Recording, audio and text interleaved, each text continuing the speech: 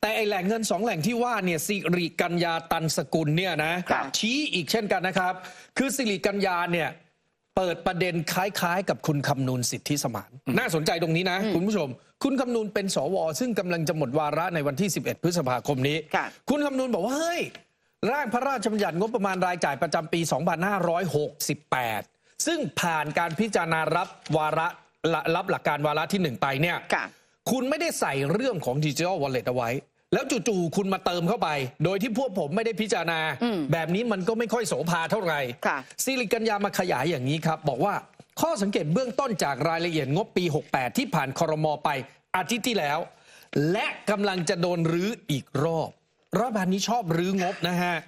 โดยระบุรายละเอียดบอกว่าตอนแรกงบประมาณเนี่ยก็เพิ่มขึ้นมาเป็น 3.752 ล้านแล้วเพิ่มขึ้นจากปีที่แล้ว 9% เพื่อมารองรับโครงการ Digital Wallet รายได้รัฐบาลเพิ่มเพียงแค่ 3.6 แต่รายจ่ายเพิ่มถึง 9 ครับและยังต้องกู้เพื่อชดเชยขาดดุลเนี่ย 865,700 ล้านบาทเหลือช่องว่างที่จะชนเพดานเนี่ยอีกแค่ 5,000 ล้านสิริกัญญาบอกว่าเหลือแค่ 5,000 ล้านเอาไว้กู้ถ้ามีเหตุฉุกเฉินทีนี้สิริกัญญาชำแหละอย่างนี้ครับบอกว่างบกลางเพิ่ม 30%เพราะพบว่ามีรายการใหม่คือค่าใช้จ่ายเพื่อกระตุ้นเศรษฐกิจและสร้างความเข้มแข็งระบบเศรษฐกิจ 152,700 ล้านอันนี้แหละที่ไปอยู่กับDigital Wallet ที่เสียบเข้าไปที่ครม.อนุมัติให้ก่อนหนี้เพิ่มอันที่สองงบใช้หนี้เพิ่มขึ้นจากงบคืนเงินต้น 150,000 ล้านเพิ่มอีก 30,000 ล้านงบชำระดอกเบี้ย 325,000 ล้านเพิ่มขึ้นอีก 100,000 ล้านจากปีที่แล้วเฉพาะงบใช้หนี้สาธารณะก็คิดเป็น 16.5% ของรายได้รัฐบาลแล้วไม่แปลกครับกู้มากก็ต้องใช้มาก 3. งบกระทรวงมหาดไทย 56,000 ล้านไม่มีอะไรน่าตื่นเต้นไอ้ที่ตัดไปเนี่ยก็เอางบเทศบาลตำบลย้ายจากกรมส่งเสริมการปกครองส่วนท้องถิ่นไปอยู่หมวดองค์การปกครองส่วนท้องถิ่นก็คือย้ายกระเป๋าซ้ายไปกระเป๋าขวากระเป๋าขวาก็เลยโป่งขึ้น 4. งบท้องถิ่นเพิ่มขึ้น 10% เป็น 378,170 ล้านแต่สัดส่วนรายได้ท้องถิ่นเท่าเดิมนะครับ 29% และ 5. อันเนี้ยน่าสนใจรัฐบาลบอกว่ารายจ่ายลงทุนมีสัดส่วนสูงสุดในรอบหลายปีไปอยู่ที่ 24% ของงบซึ่งปกติเนี่ยเขาบังคับว่าห้ามต่ำกว่า 20%ทุกรัฐบาลก็จะเคลียร์อยู่ที่ 20.2 บ้าง 20.3 บ้างแต่รัฐบาลเนี่ยขึ้นไปอยู่ที่ 24% ปรากฏว่าคุณสิริกัญญาบอกว่าก็กฎหมายมันกำหนดว่ารายจ่ายลงทุนต้องไม่น้อยกว่ายอดการกู้เพื่อชดเชยการขาดดุลซึ่งปีนี้ยอดการกู้เพื่อชดเชยการขาดดุลมันอยู่ที่ 23%แล้วเอาDigital Wallet ใส่เข้าไปเป็นรายจ่ายการลงทุนมันก็เลยผ่านเกณฑ์ 23% มาอยู่ที่ 24% พอดี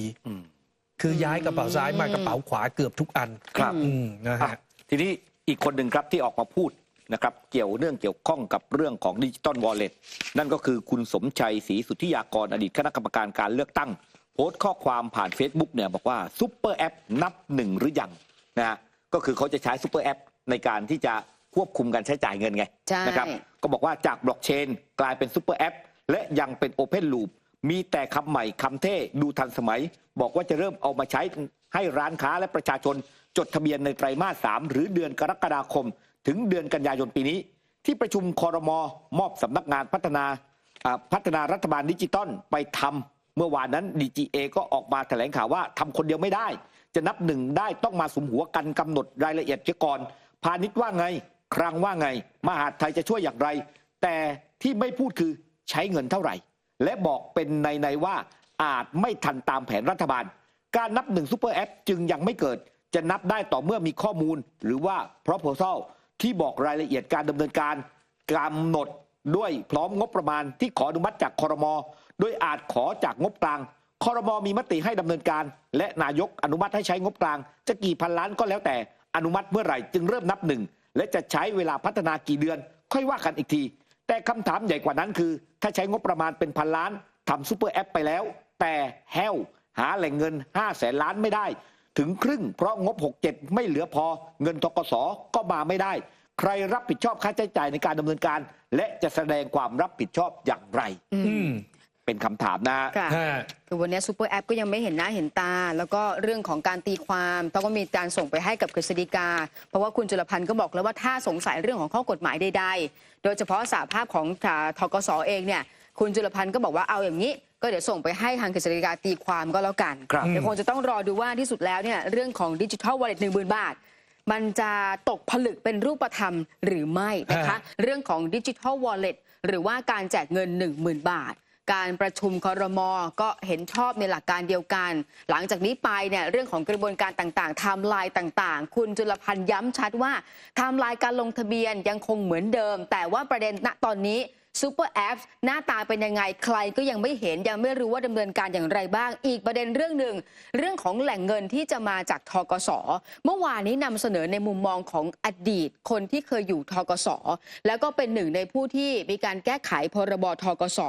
นะว่าประเด็นที่การจะต้องนำเงินมาวัตถุประสงค์ที่จะเอามาช่วยเหลือเนี่ยสำคัญคือช่วยเหลือพี่น้องเกษตรกรวันนี้คุณธีรชัยภูณนารานุบาลประธานกรรมการด้านวิชาการพรรคพลังประชารัฐคนนี้เป็นอดีตรัฐมนตรีว่าการกระทรวงการคลังโพสต์ข้อความผ่านทาง Facebook นะคะแล้วก็ชี้ไปเลยว่ากฤษฎีกาถ้าไม่ฟันธงไม่ได้แล้วเรื่องของการใช้เงินธกสในวันนี้ถ้าลองไปอ่านในกฎกระทรวงที่ออกตามความในพรบธนาคารเพื่อการเกษตรและสหกรณ์ซึ่งออกเมื่อปี 42 ก็ระบุชัดเจนประเด็นสำคัญที่ต้องไปดูข้อมูลตรงนี้เพราะว่าข้อ 3 ระบุไว้ในพรบธกสเรื่องของการให้ความช่วยเหลือเพื่อการพัฒนาคุณภาพชีวิตของเกษตรกรวันนี้โครงการดิจิทัลวอลเล็ตอยู่นอกเหนือข้อ 3 ชัดเจนเพราะข้อ 3 ระบุว่ามันต้องเป็นการศึกษาการรักษาพยาบาลการพัฒนาเรื่องของอาชีพที่เกี่ยวข้องกับเกษตรกรรมแล้วก็ที่อยู่อาศัยมีอยู่ประมาณ4ข้อย่อยแต่โครงการในการแจกเงินดิจิทัลวอลเล็ตนั้นมันอยู่นอกเหนือทั้งหมดอย่างข้อที่ 4 อนุ 2 ระบุว่าธกสจะให้ความช่วยเหลือในการพัฒนาคุณภาพชีวิตเกษตรกรได้ต้องเป็นกิจกรรมที่ส่งเสริมสนับสนุนความรู้ด้านเกษตรกรรมแต่การแจกเงินดิจิทัลวอลเล็ตหรือว่าเงิน 10,000 บาทนี้เนี่ยอดีตคนธกสก็เคยบอกแล้วว่ามันไม่ได้เกี่ยวข้องกับเรื่องของการทำอาชีพฉะนั้นการพัฒนาคุณภาพชีวิตคุณธีรชัยมองแบบนี้ว่ามันต้องเป็นกิจกรรมอะไรก็ตามที่มีโครงสร้างในการหนุนด้านเกษตรกรรมโครงการดิจิทัลวอลเล็ตวันนี้เชื่อว่าท่านเลขาธิการสำนักงานกฤษฎีกาเข้าใจและก็ต้องมีการตีความให้ชัดเจนมากกว่านี้ด้วยหลายคนรออยู่ไงเพราะว่าแหล่งเงิน2แหล่งมันมาแน่นอนแหละปี 67-68 เรื่องของรายจ่ายประจำปีแต่ธกสเนี่ยหลายคนบอกว่ากลัวเหลือเกินว่ามันจะขัดข้อกฎหมายแต่ไอแหล่งเงิน2แหล่งที่ว่าเนี่ยคือถ้าในเชิงการเมืองก่อนนะเอาคุณธีรชัยเนี่ยบอกว่าไอ้ก้อน 152,000 อะไรเนี่ยที่จะมาจากธกสอ่ะสำนักงานกฤษฎีกาไปใช้เอกสารเหล่านี้บอกกับรัฐบาลว่าทำไม่ได้